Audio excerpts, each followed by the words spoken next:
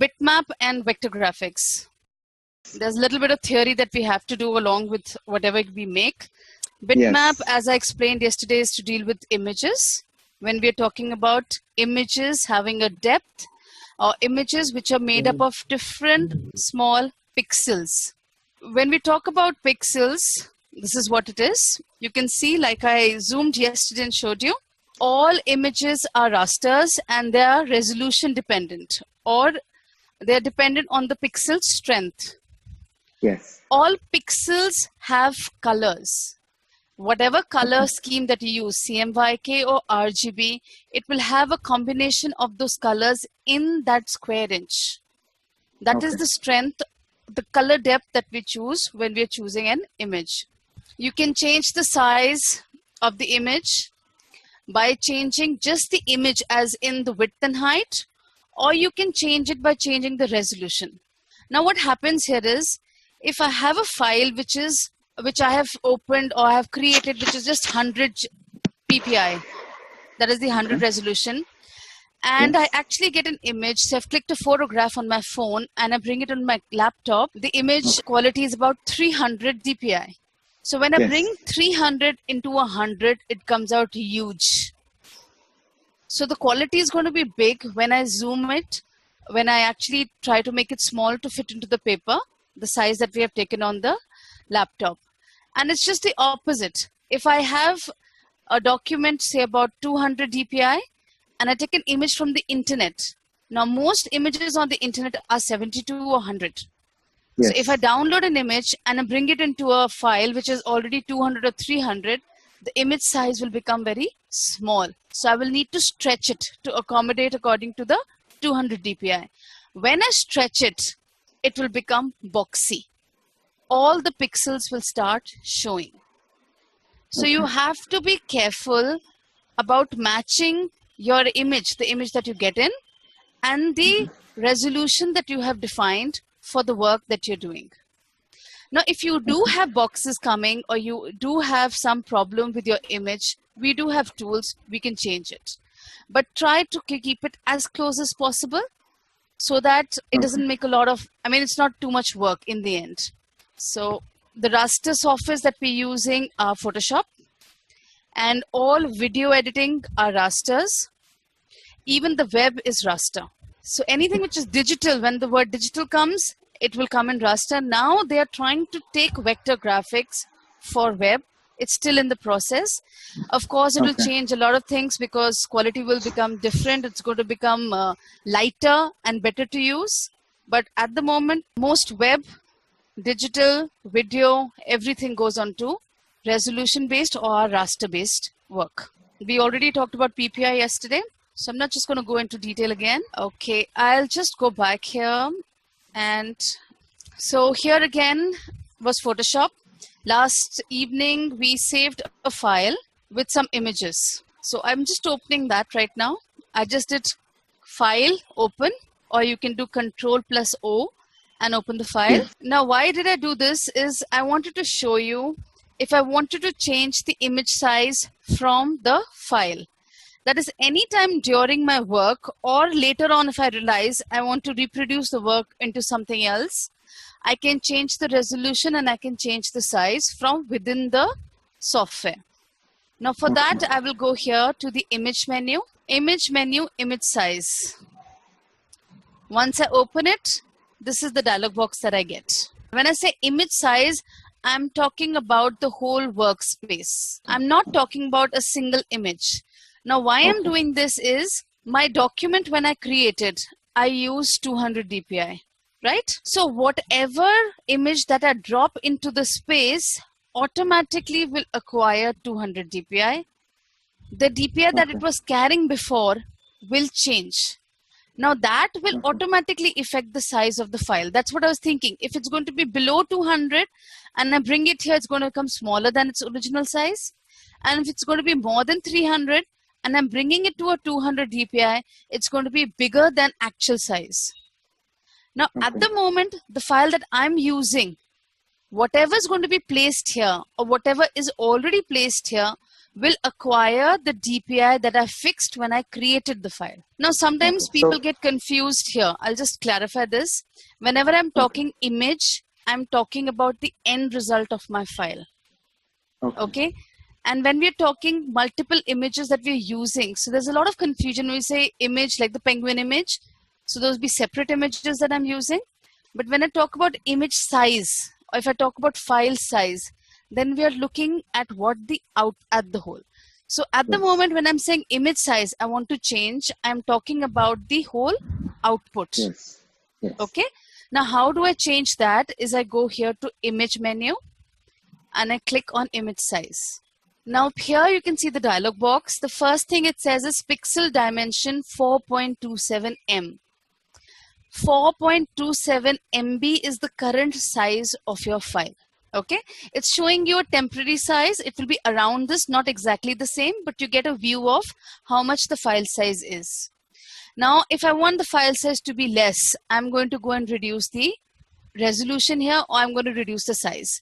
There have to be two ways to do it. If I want to increase the file size, like I said, it is inversely proportional. The bigger the file, the more the resolution, the more the size. Sorry, it's going to be proportional. So if my size, I'm just leaving the top here. We're going to talk about the document size first. The document size, it is the width and the height. Okay? So the width and the height is 4 inches by 7 inches. I mean, you don't really need to do anything about that. But when you're talking about this here, 800 pixels by 1400 pixels, we are talking about the resolution along with the width and height. Okay? So mostly what we do is we try not to change it here. We try and change it here. Now, if I want to just reduce the size of the file, I'll just go to, because it is linked here, so whatever changes I make to the width, automatically my height is changing. So I can break off the link here. If I do 8, automatically it's changed to 14. Going back here, say 5. Now you notice here, whatever changes I make, automatically the pixel dimensions here changes. So I'm increasing the size of the file and automatically the size, as in the MB size, the storing size of the file is changing. If I reduce it, it goes down 1 MB. Now the same thing here. If I change the resolution here, I say 500. See the amount it changes. The size is the same, but the dots per inch has increased. You can see here. So accordingly, the file size has jumped up to 41 MB. So try and keep the resolution fixed. You want to make changes here, you can do it. Why I say try and make the resolution fixed right in the beginning? Because the quality really differs. Like I said before, if I'm going to stretch it out, I'll have to work again on it. If I need to scale it down, I need to work again on it. So I will always try to make my document of a standard DPI and then start working on it. Here, if I say scale styles, at the moment, we'll come into it. If I'm using styles in my document, if I'm clicking here, the styles will change according to whatever changes I do here in the dimensions. Constraint proportions, I'm going to click this. Automatically, you can see here, all the links have disappeared. Constraint proportions, I've clicked it off. So the width is independent of the height and vice versa. If I click on it, both of them are going to be linked. Now the last one is resample image. If I click this off, now you notice here, both of them are going to change. As I'm changing the size, as in the width and height, my resolution is also changing. Because the more the width, automatically the resolution is going to go down. If I have an image which is, say, 1 by 2 inches, which is 200 DPI. If I'm going to stretch it, so automatically my pixel size will become big. So my resolution is going to go down. So that is exactly what is happening. So whenever you're making a change here, keep this on, resample image. Okay, keep this on. Now what do you choose from here? There are so many options, but if you're increasing the size, choose bicubic.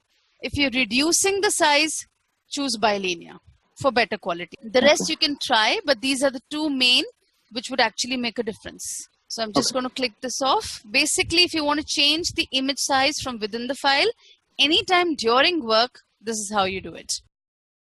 Okay, fine. Okay, then comes vector-based graphics.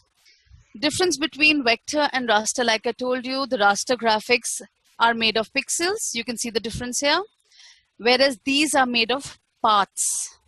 Vector graphics are made of paths or an outline. You can use both the words. You can stretch them to any size.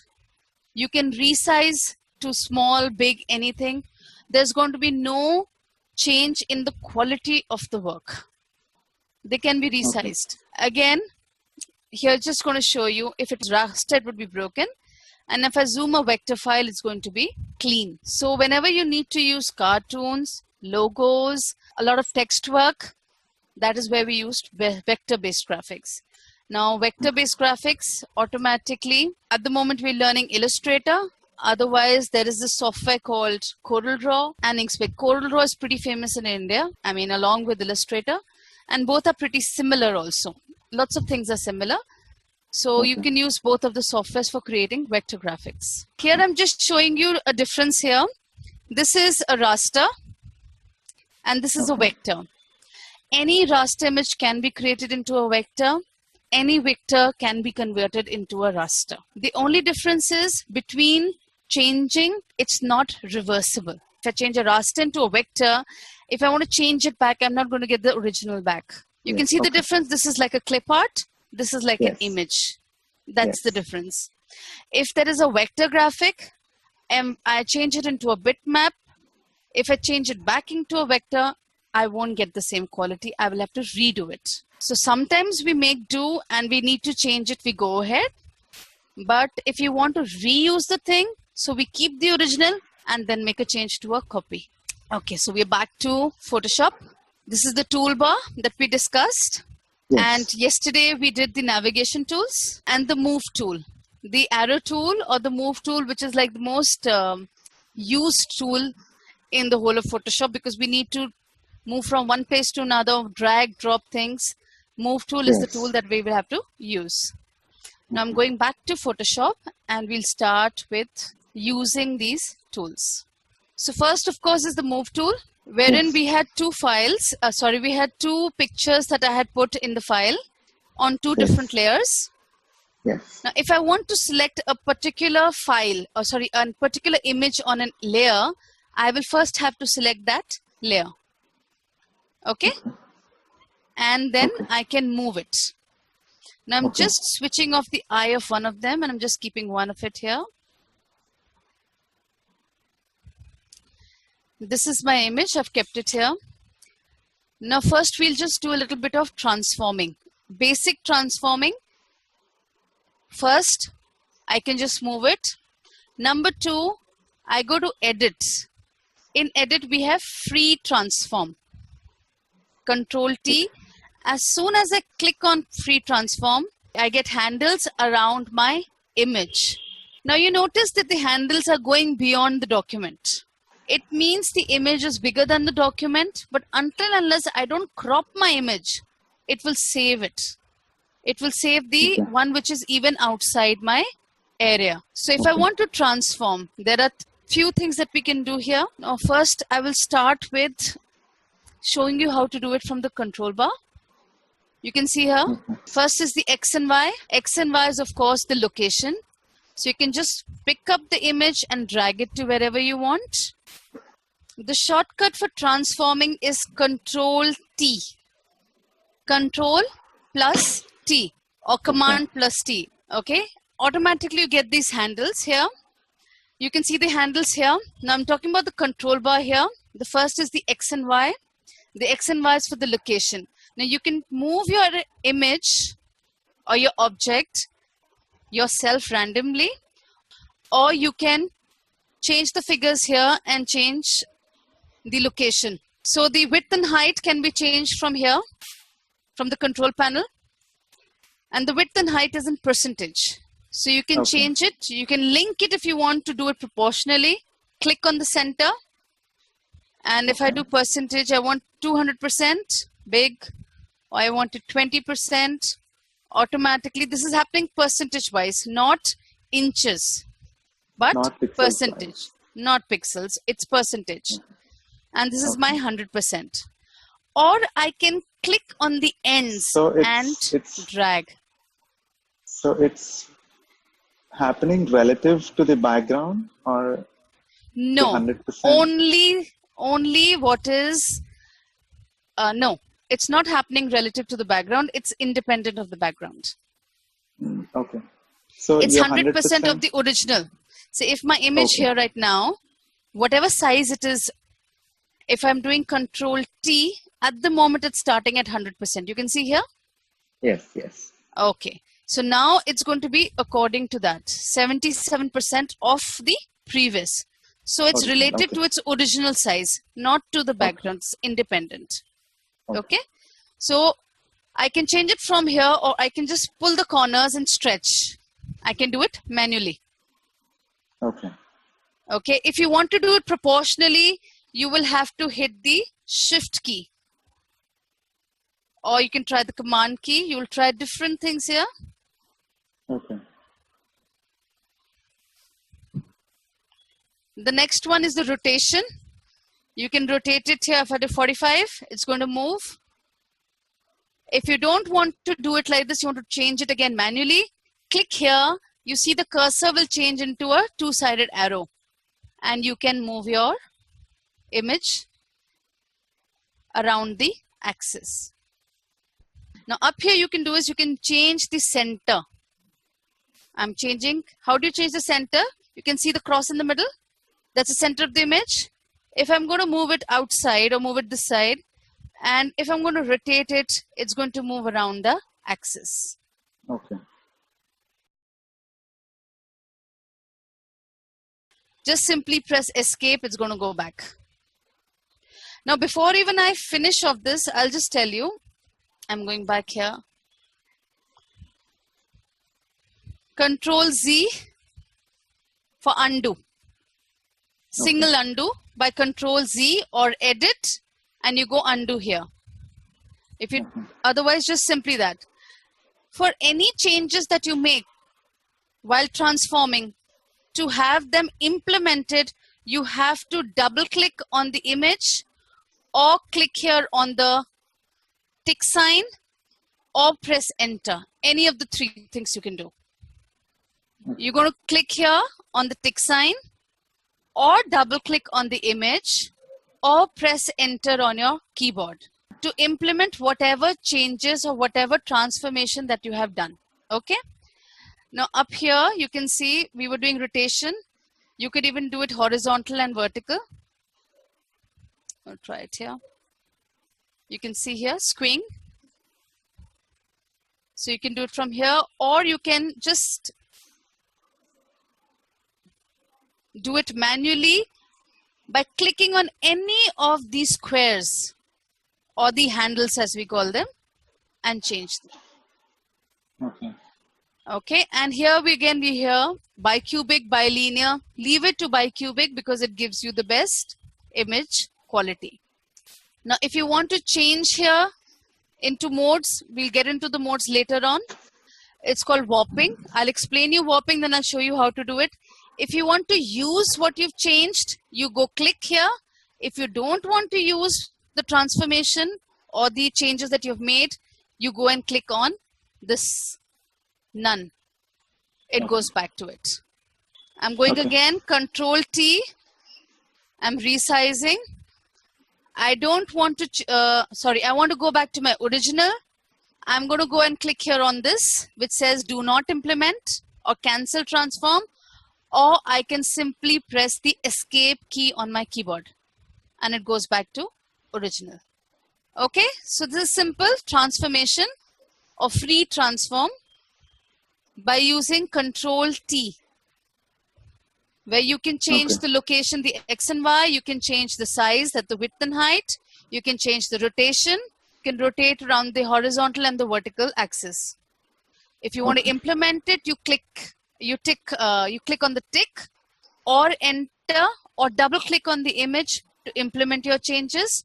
If you do not want to do that, then you click on the do not implement or press escape and you come back to your original. Once it has been committed, you can do Control Z and come back, but Control Z only goes back one step. That's all.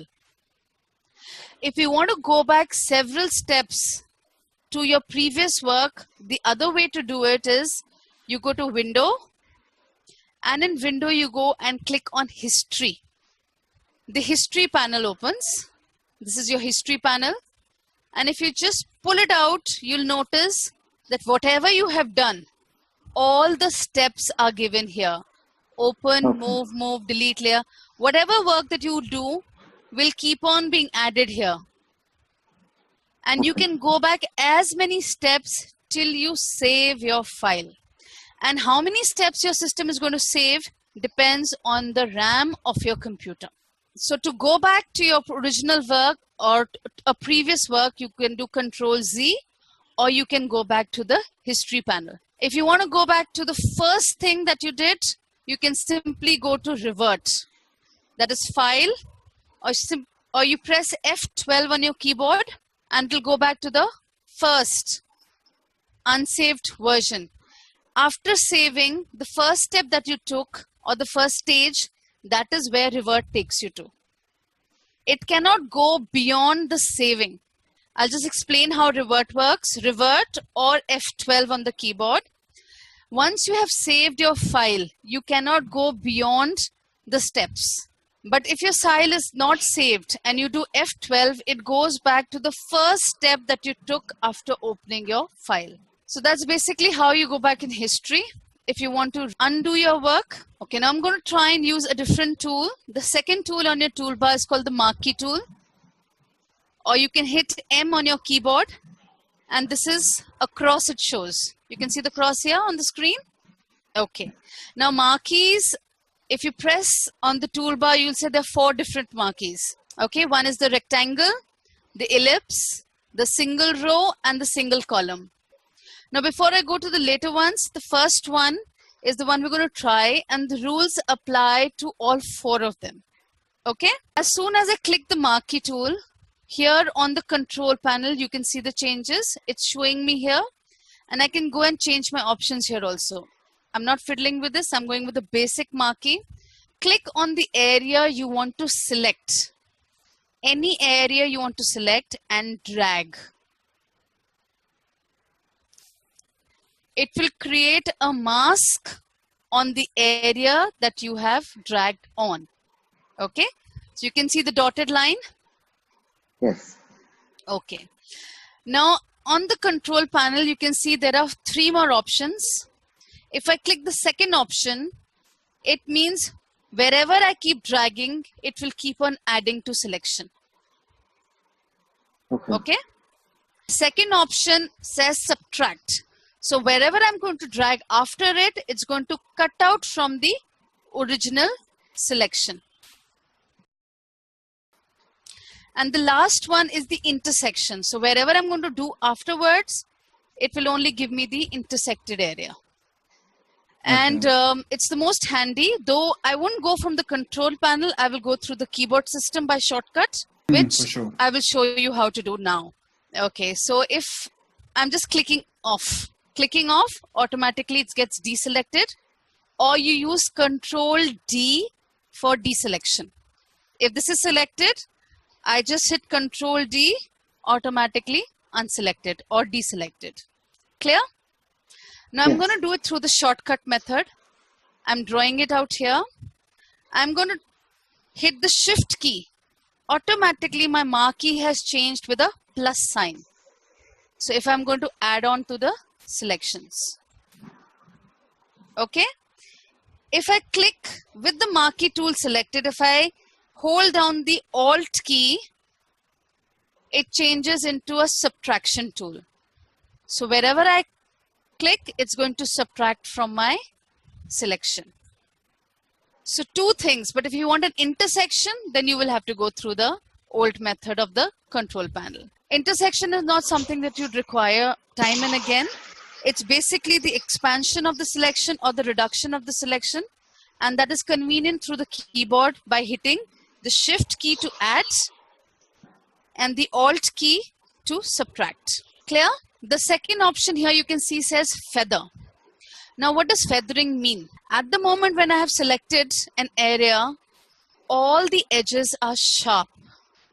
If I do not want sharp edges, then I'm going to put in a digit here, say 10. And when I'm going to make a selection, you will notice that the edges have become curved. Yes. That is called a feathered selection.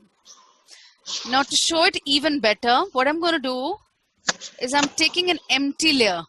How do I take an empty layer? In the layer panel, the one next to the dustbin is new layer. I'm going to click on that. It's a new empty layer. There's nothing here. Now with the marquee tool, just marquee tool, I'm going to draw here. Okay. Now first I'm removing the feather. Okay. So let's see, plain marquee tool. I'm going to go to edit, fill, foreground color. Now you can notice here on the toolbar, like I explained yesterday, there are two swatches. The upper swatch and the swatch below. The upper swatch is the foreground color and the lower swatch is your background color. By default, it comes into black and white or whichever color you have used last in your work.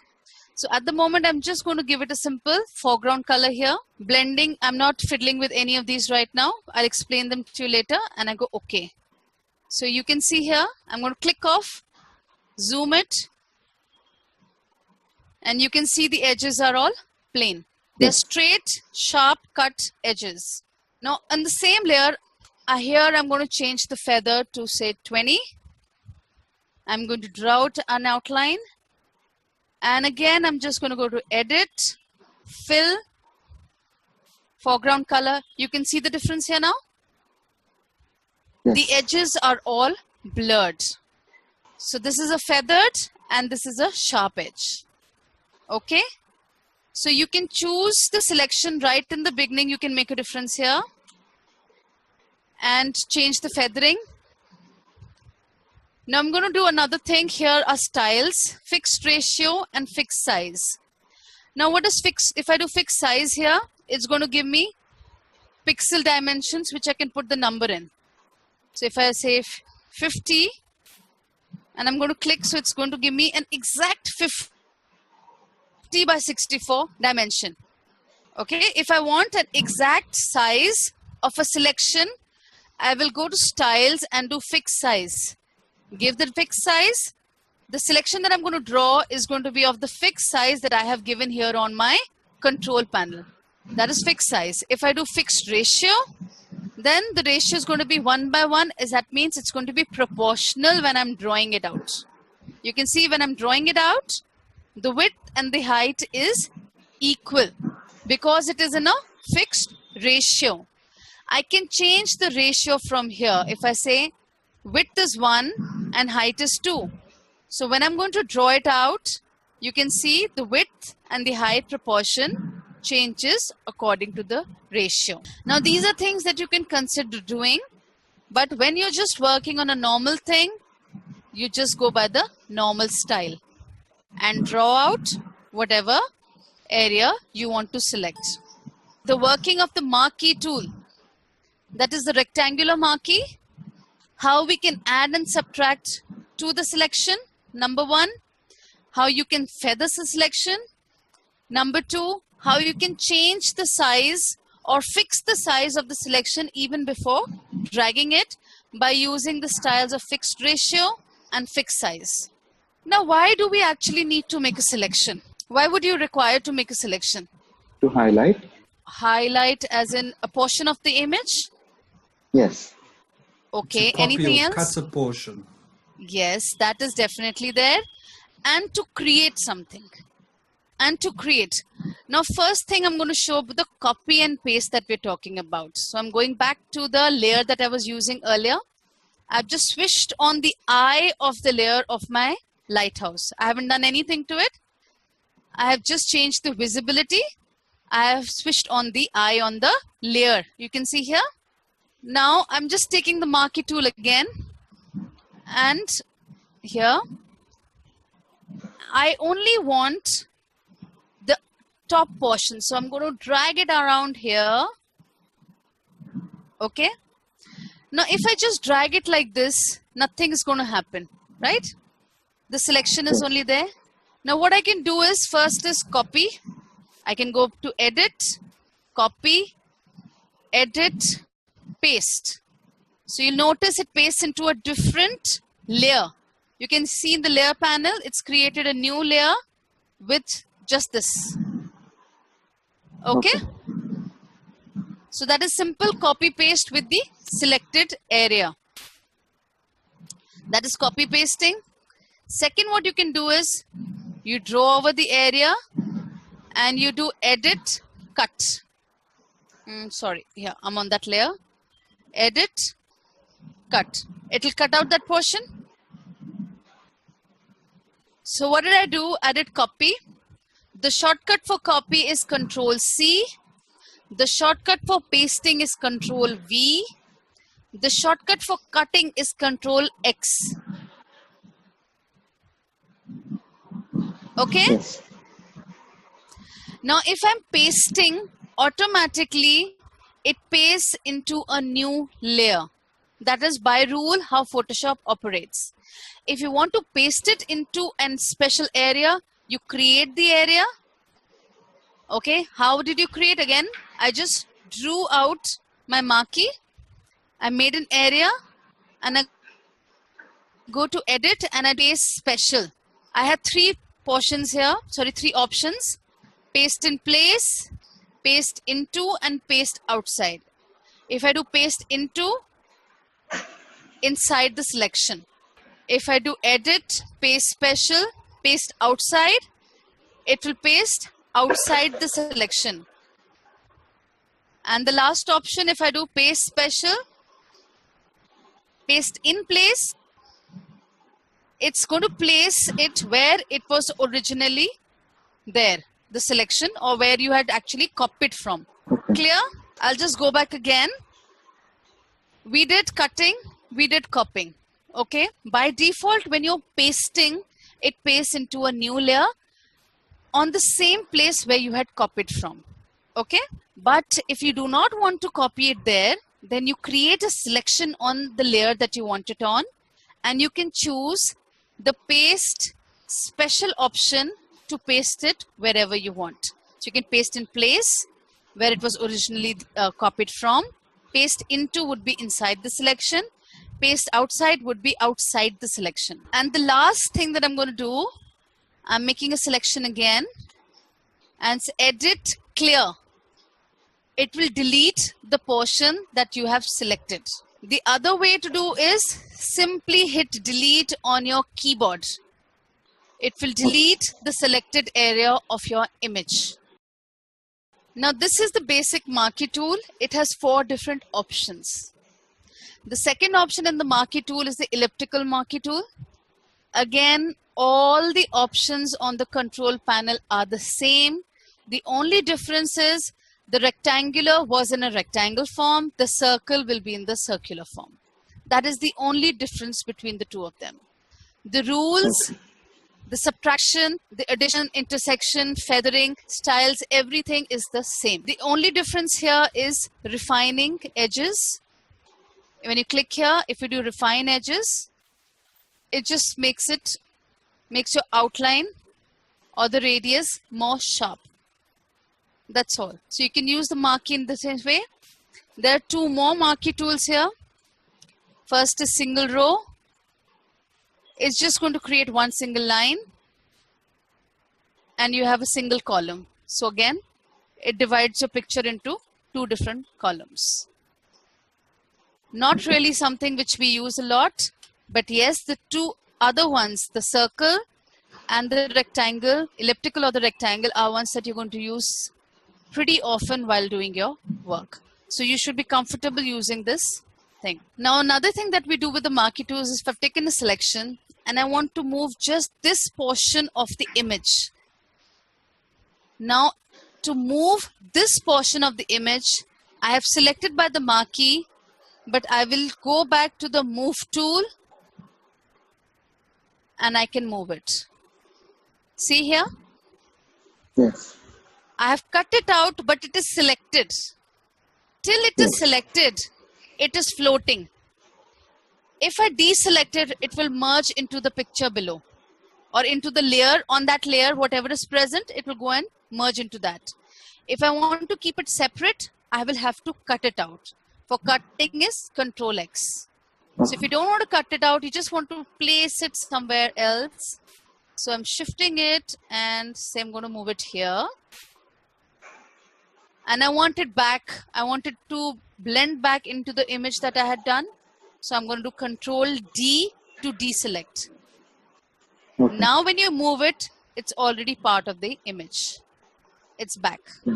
Now this is the first form of selection. Like it's your first selection tool that we selected and we use.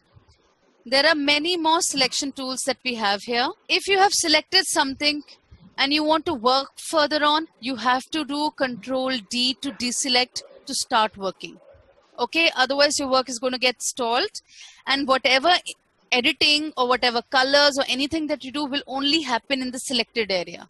So if you want to do kind of editing or anything else on the whole layer, you have to deselect. If you want to do it only in the selected area, then you work only in the selected area by selecting it through the marquee. Or the second option I'm going to show you is the lasso tool. Okay. The second here is the lasso tool. This is for freehand selection. How do we use it? Again, just bring it here and click and start dragging over the area that you want selected.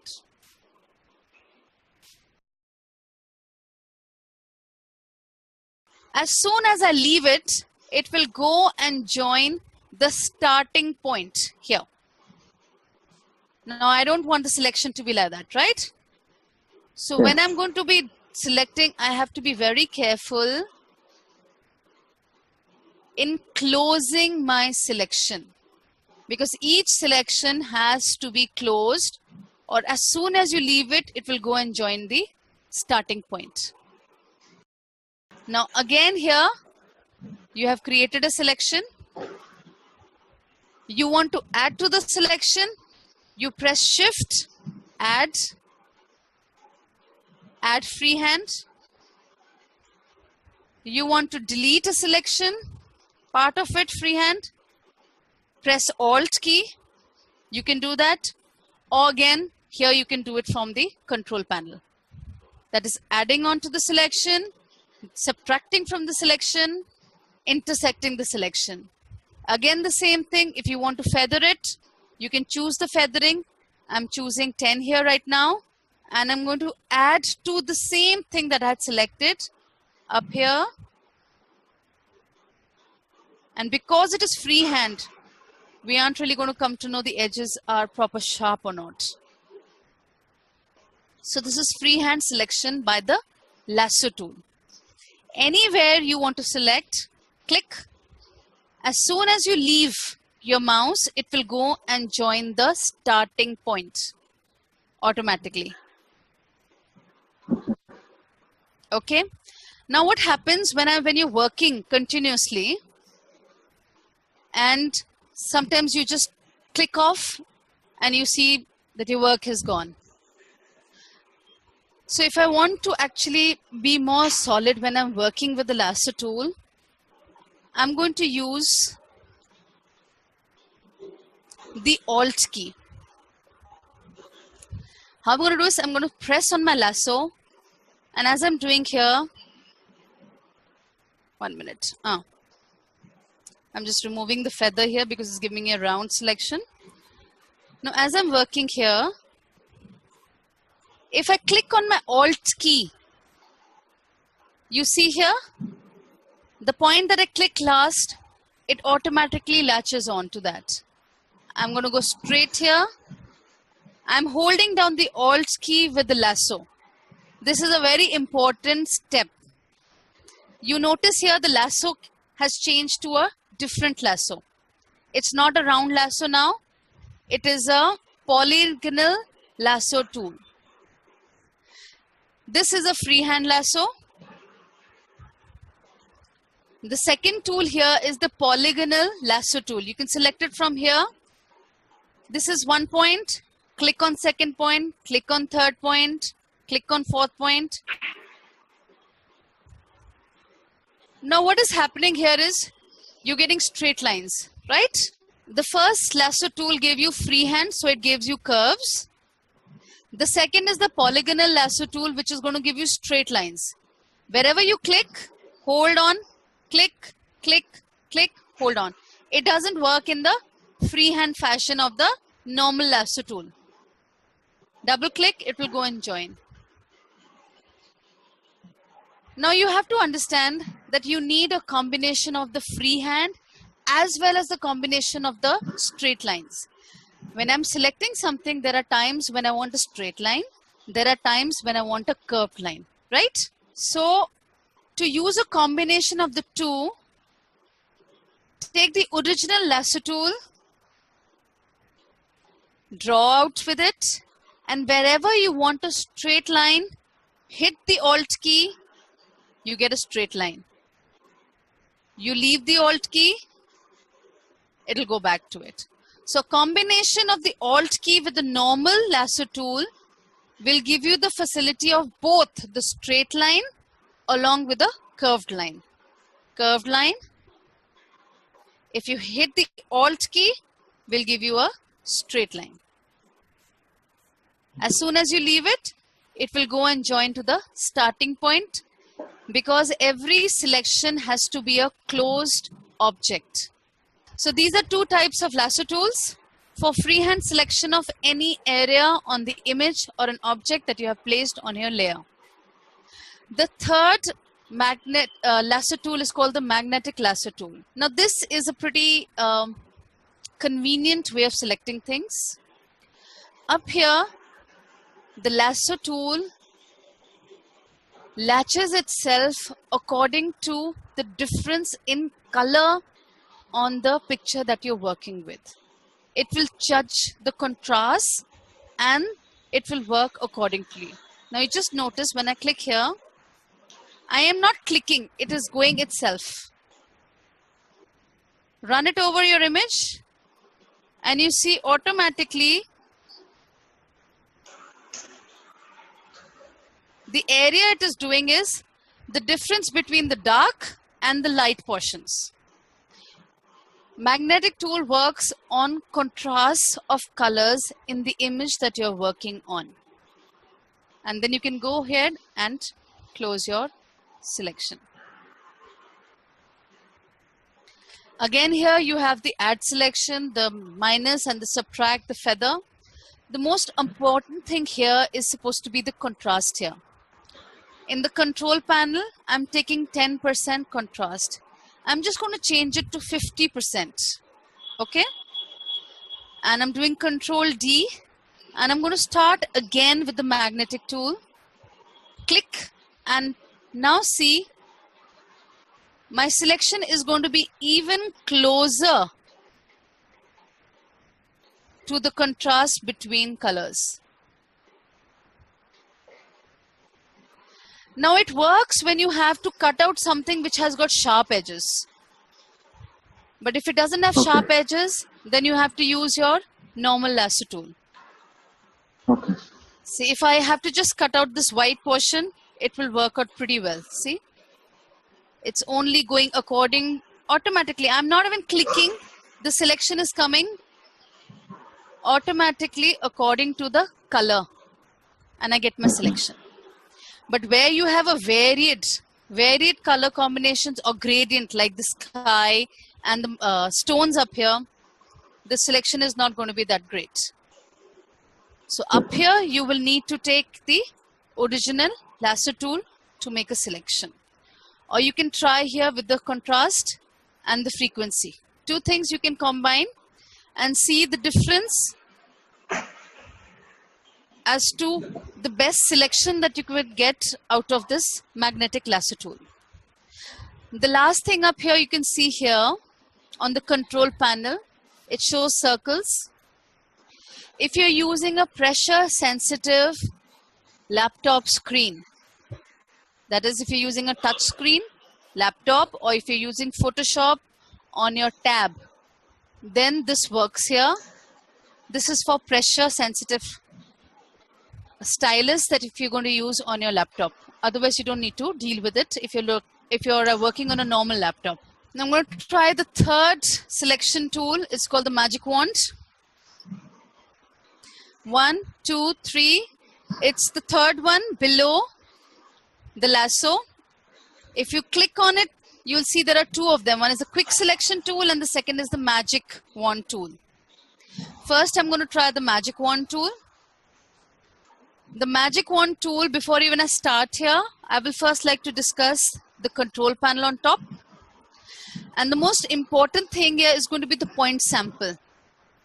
The point sample says 3 by 3 average, 5 by 5 average. It means wherever I click, the color around the area that I click by 3 by 3 pixel or 5 by 5 pixel is going to select that kind of area. Or if I say point sample, it's going to click just that exact pixel.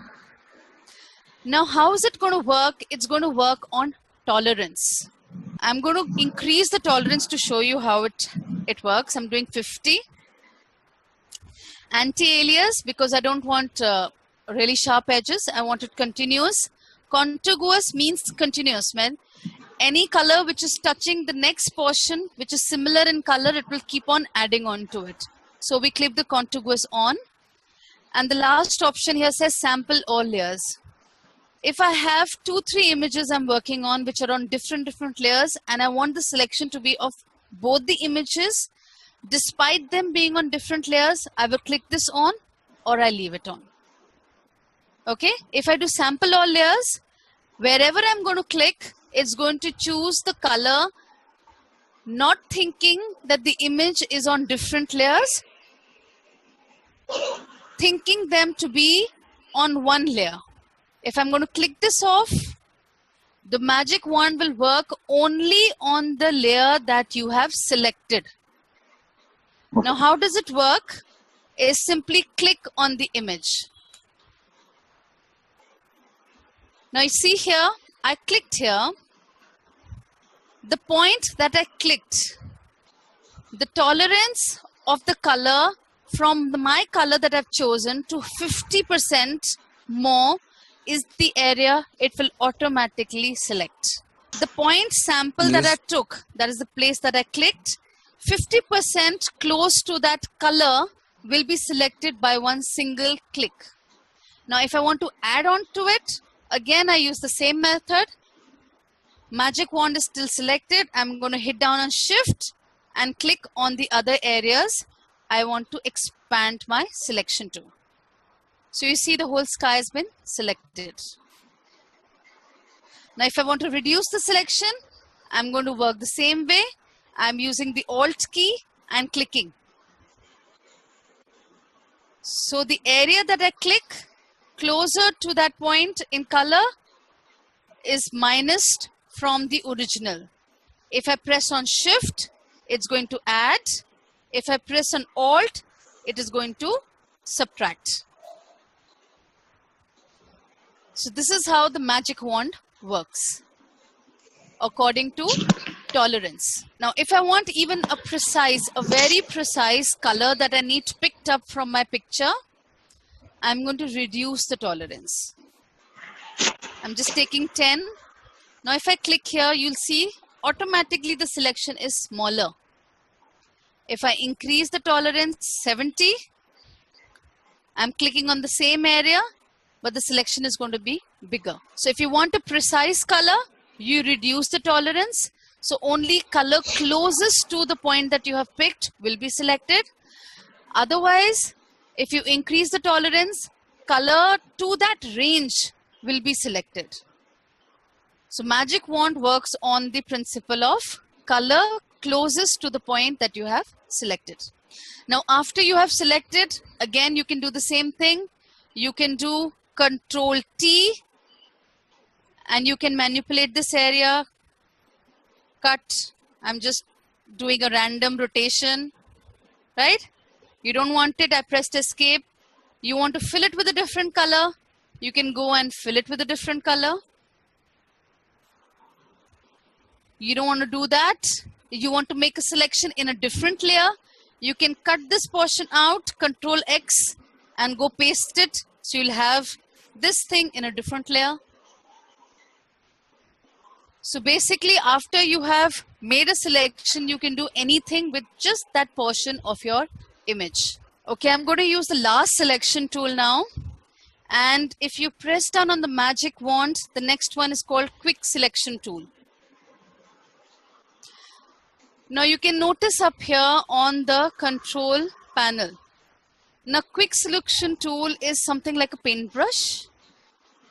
You can think if I am using a paintbrush with water. I'm just giving an example. Think you're using a paintbrush with water, and wherever you're going to move it, all the color around that area is going to get selected. Now up here also it says sample all layers. If you want to make a selection through images on different layers, you can use that, or simply switch it off. Auto enhance will create a better defined boundary. I'm not clicking it here because we're going to first sample it out. This is, I'm clicking on it. This defines the brush size. Now, if you've seen people painting, you'll notice you have a thin brush, you have a thicker brush, you have a flat brush, you have a round brush. There are several options of brushes. Again, in that, you have an option of you want a soft brush or you want a round defined brush. Now here, we can define the sizes first. So I'm just taking a size, say about big size 70. You can see it on the screen, the size here. The cross in the middle is the point sample it is going to pick up. Okay. Then comes the hardness. If I reduce the hardness, it will be softer. That means it will come as a feathered selection. If I take the hardness to be 100, it will come as a sharp edge. Then comes to spacing. Spacing means where I click first and where I click second. The space between two clicks of my brush is going to be the spacing. I'm just leaving it to 25% and I'm not changing anything here right now because we want to see a normal way of using the quick selection. Now just randomly, I'm going to click here on the lighthouse. See, in 2 minutes, it's got selected. Again, it worked on the same theory like the magic wand. It works on the basis of color. But the tolerance is decided according to the circle of your brush. I'm clicking here. The whole, if I click here on the sky, the color that I've chosen, automatically my whole sky is going to get selected. Now I'm going to go back here and I'm going to reduce the size more. Going Control D back again. And let's go and select this portion. Now you can see it's going to sense the color closest to the area that I have working on and automatically quickly select that area.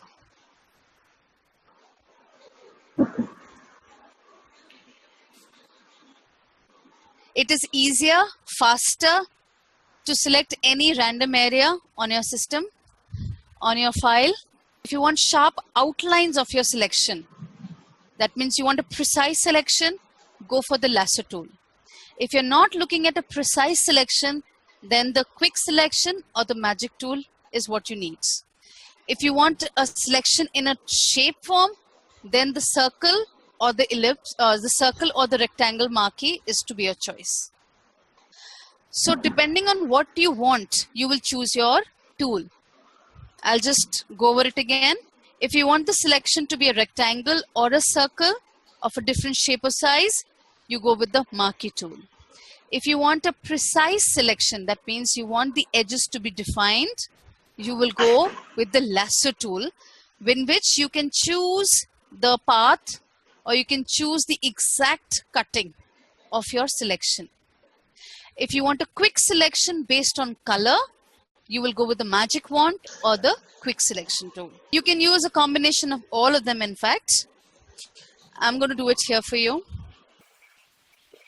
Up here, I've just made a selection. Okay. Say here. I made a selection, but I want the cutout of my lighthouse to be very precise. Okay? So I'm going to go pressing L for lasso. I'm taking the lasso tool here. Now the selection is already bigger, so I will have to do the opposite. I will have to cut out from the selection. So I'm pressing the minus sign, that is I'm doing the Alt, and I'm going to start working here. You can see my lasso. Yes. I'm working around the trees. Now you have to understand that when you leave the lasso, it will go and join right in the starting point. So you have to be very Yes. careful where you leave the lasso. So I'm just dragging it over here. I'm dragging it. And I'm going to draw outside it. Outside. And I'm leaving it here. Automatically that portion has gotten subtracted. Clear? Yes. I made the selection with the marquee and I subtracted the portion with the lasso.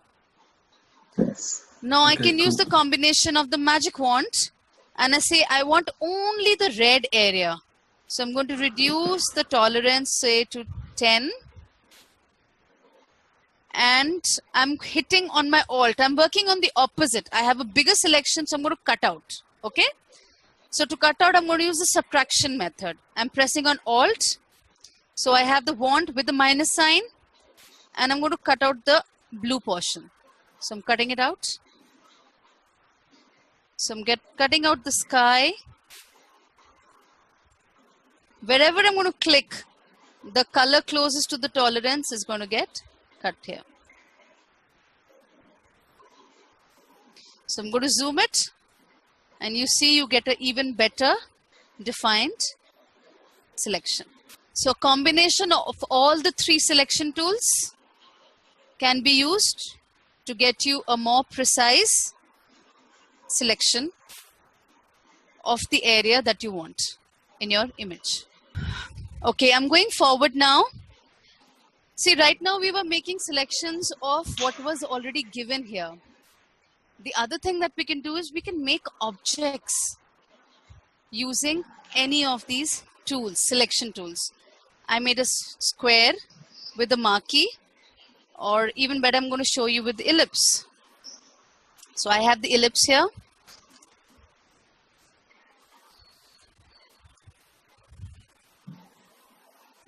Sorry. So I have a shape that I create. So basic raster shapes are also created by any of these selection tools. You can select a portion of the image, or you can create the outline of an image, or you can trace an outline of an image to use later. Like I have the lighthouse here, and I want to create the a lighthouse, but I don't want the image. I want to make a vector image out of it, or I want to make an image which I'm going to put my own colors to it. There also I can simply draw it out from here. So the drawing also happens with any of these selection tools. I'm just creating an outline with the lasso. You can see here.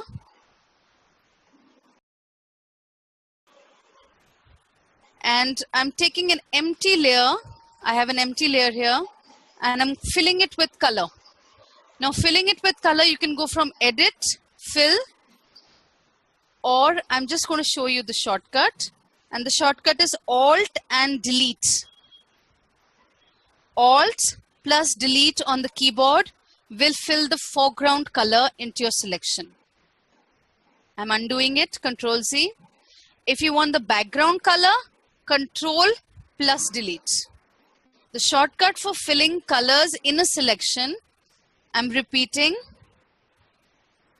Alt plus Delete for the foreground color on your swatch, Control and Delete key for the background color on from your swatch into your selection.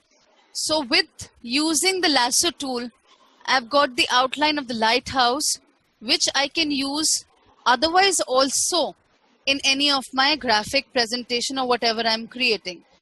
Sometimes you see a person and you want to use a silhouette of him, or you see a flower and you just want the outline. So you draw it out here by tracing it, and then you can fill a color to it and use it as an object later on. I'll show you another one by doing the same thing again. Up here, again, I'm using the lasso tool. Why lasso tool? Because I want a precise cutout. Whenever you want something precise, lasso is the method to go for it. If you want even better cutout, then the method is through the pen, which we will take on tomorrow. So I'm zooming it to get the right edges, zoom to the maximum possible. Click on the edge, hold down the Alt key, and start clicking. So here I am. I'm going to go down. I'm clicking on the outline of the penguin. I'm holding down the Alt key. If I leave it, automatically it will go and join to the starting point and my selection will not be as I want it. So I'm holding down the Alt key and I'm simply clicking on all the edges of the penguin body. Here again, here, just going to drag it up. This is not really its own arm, but we can cut it out later. You can see here. And I have come back to the beak. I'm going to click here, reach the end, and close the selection. You have to close the selection. So I'm going to click off. I'm removing my finger from the Alt key, and you have your selection. I'm using the H for the hand. I'm going to see here. My selection is there. Zoom out by Control and minus. And see, the penguin is selected. Use the Move tool. The first one. If I want, sorry, it's showing areas empty. Any idea why? Actually, look here in the layer panel.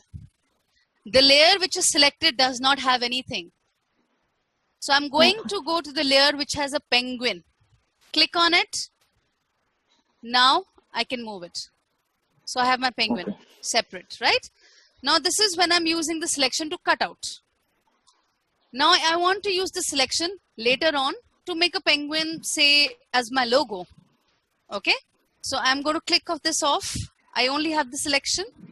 I'm going to go and create a new layer. How to create a new layer? In the layer panel, next to the trash can is this button and you click on it. It says create new layer. So I have a layer here and I'm going to go and fill color into it. At the moment, the color which are chosen are black and white. So Alt plus Delete for the foreground color or Control plus Delete for the background color. So I have an independent graphic of the penguin that I can use later on. So what have we done? We have used the selection tools to cut, copy, paste, fill, or to create a new object. Now I already have created a shape. I want to choose a good color for it. Okay? Now one thing that you have to notice when you have created a shape, if I have to fill a color into just the shape that I have made, I have to have it selected. Now to have it selected, what I have to do is I can take the marquee and move it on top of it and then take the move tool, automatically it becomes a selection. I'll just repeat it again. Anything that is on my layer which I have created, that is, which is separate from the background, I want to make a selection out of it, just that portion. I can take a marquee, on top of it, take the move tool, move it. Automatically the selection comes around the object that has been created on the layer. That is one way to do it. The second way is on the layer panel. When your layer is selected, Notice the hand here on the layer panel. Press Control, and on the layer, the hand changes to a selection. Click on it, Okay. automatically your object gets selected. So two ways to select any object that is present in your layer. Now we want to change color of this object that we've created. Now how to change the color? By default, like I told you, the foreground and the background is black and white. I don't want black. Okay, so I'm going to go here and double click. As soon as I double click, this is what opens. It's called the color picker. Now if I'm using CMYK, you can see here it's CMYK. Like I told you, each and every color is a combination of cyan, magenta, yellow and black. Automatically it's going to show me here. I can click anywhere to choose my color. The color that I'm choosing is going to be shown here in the gamut, new and the previous. So you can compare the two if you want it. Now this up here, close by, you can see the sign here. It shows me that this is a printable color. If I choose a color which is not printable, it will give me an exclamation mark on top of it telling me that this is not a printable color. That exclamation mark is called gamut warning. Okay, so I'll just choose the color. Say you can choose from here. You can see the slider. Bring it up and down. You get all your shades. You can select from here, or you can select the color from here. So color starts from 0 to 100. All the shades in between with the brightness and contrast set. Or if you're creating for the web, there are some colors which do not look nice on the web. Some CMYK shades which do not convert properly. So to be on the safe side, we click here and do only web colors. You see here, automatically it's changed. Now why did it change? Because the resolution or the depth of the image on the digital platform is different from any print media. In print media, you have more quality, more depth, so you have more gradient. So the pink color would have 1,000 million combinations. The red color would have lots and lots of combinations. When it comes to web colors, the combinations come down. So your choices become less. So if you're using the web, it's good. You can click this for only web colors. Your choices come down, but they're more accurate while producing on the screen. But if you're going for the print, click this off. Now here you can see here, the gamut warning has come. Notice here the exclamation mark. This exclamation mark means that the color that is showing here as a bright green will actually come as a dull green when it's printed. This is called gamut warning. So what you have to do is move it till you get the best or the closest color possible. Click on it, it will give you the color closest possible to what it's going to be printed like. So you choose that. If you know a color combination, now there are some books available, or let's put it like this, nobody looks at the lookbooks these days, so you have the internet here, and you can, any special color that you want, you can look up the combination on the internet, combination as in the term of CMYK or the RGB. So if you go to the internet and you Google, put in top ice blue CMYK, it will show you the color combination of ice blue in a broken form of CMYK. You can put the digits here and you'll get that right color. Now for example, I'll just show you what happens. For example, Colgate red. Colgate red is 10 of cyan, 100 of magenta, 100 of yellow, and 10 of black.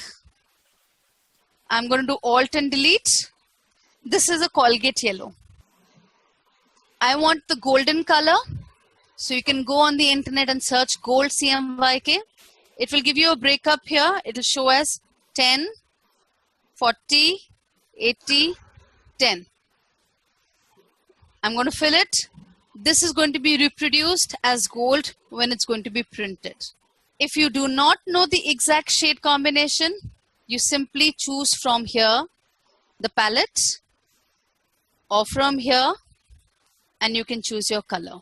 Now the third thing that happens with us is with the client when he says, I want this particular color, and he uses the word Pantone.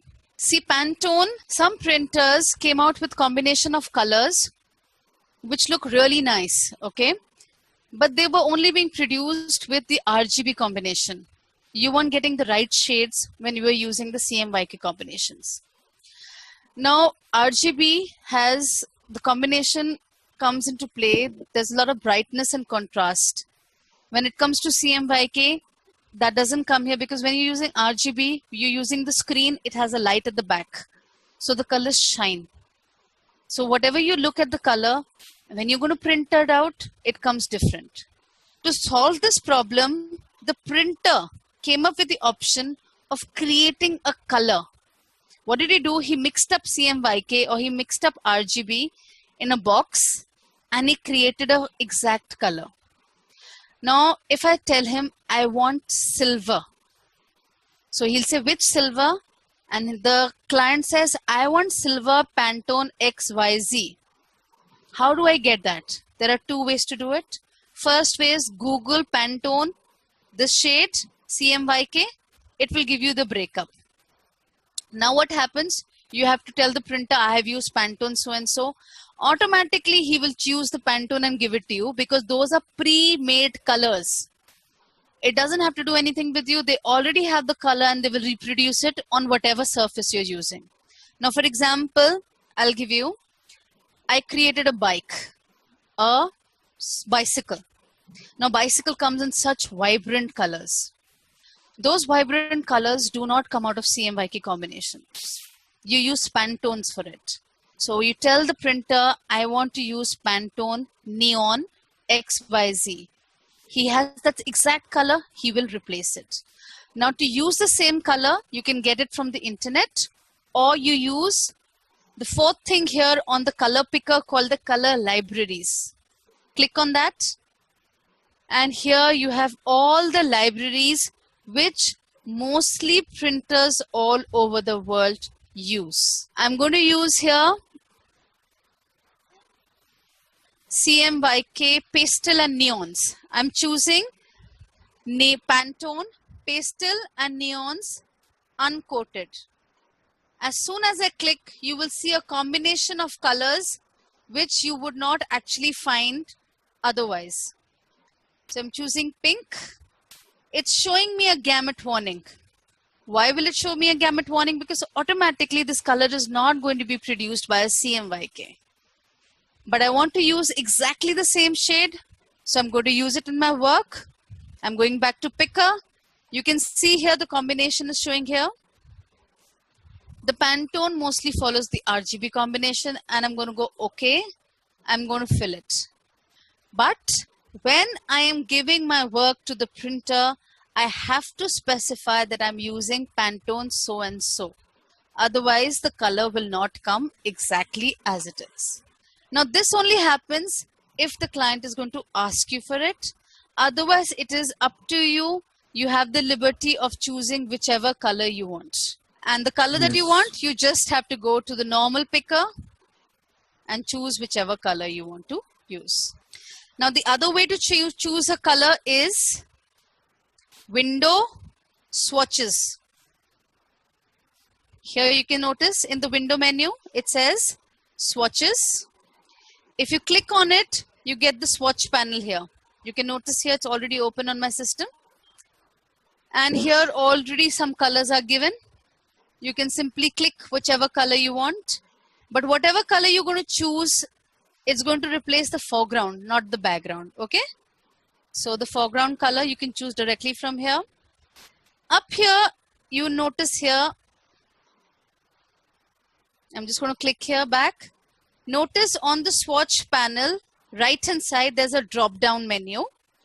If you click on it, how you want to see the swatch, you want to reload a swatch which you've saved. And again, you have the same options here. If I click Pantone, automatically you can see the swatch has become, all my shades have come here.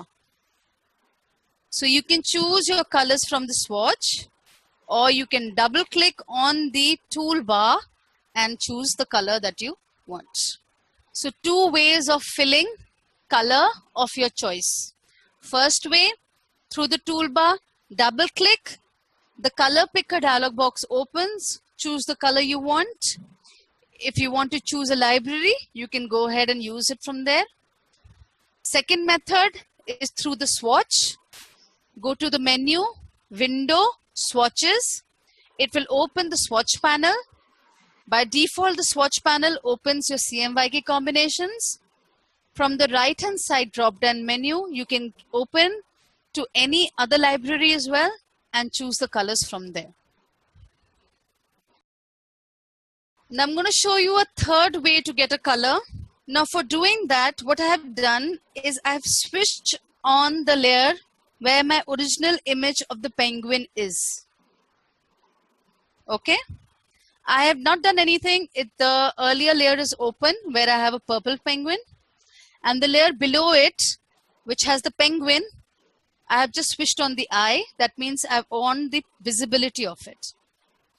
Now what I want to show you is I want to take the color of my image and I want to fill it into this, the penguin that I have created.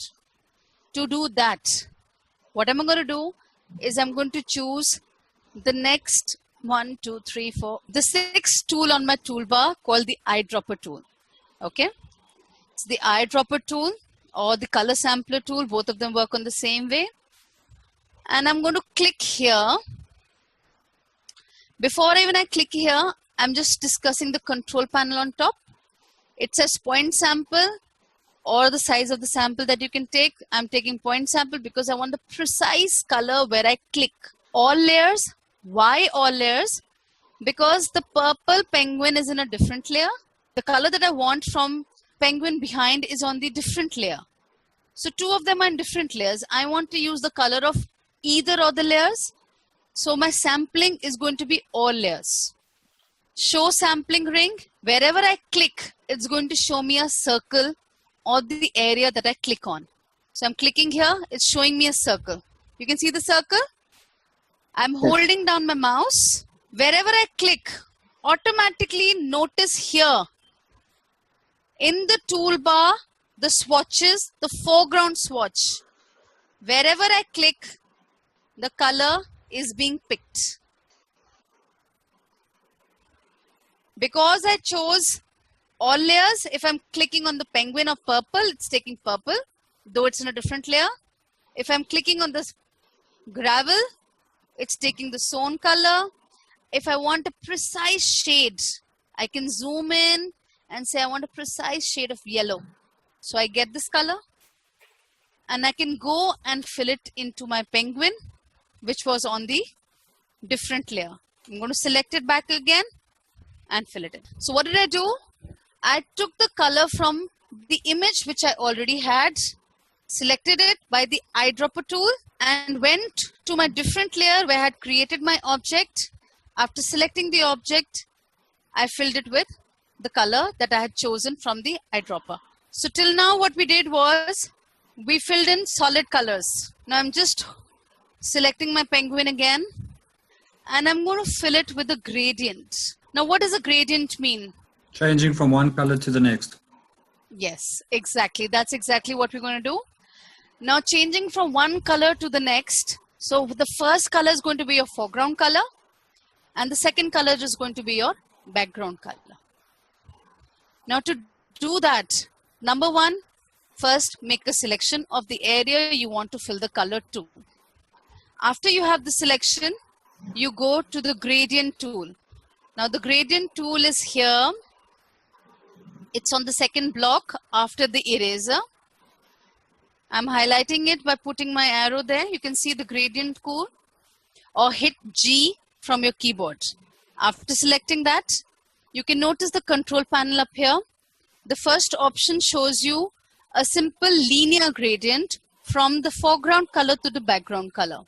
If you click on the drop down menu, it will show you different combinations of gradients. The first is of course foreground to background. The second one is foreground to transparent. And then they give you customized options if you want to choose from directly. You can choose from here. I'm going with the first one right now.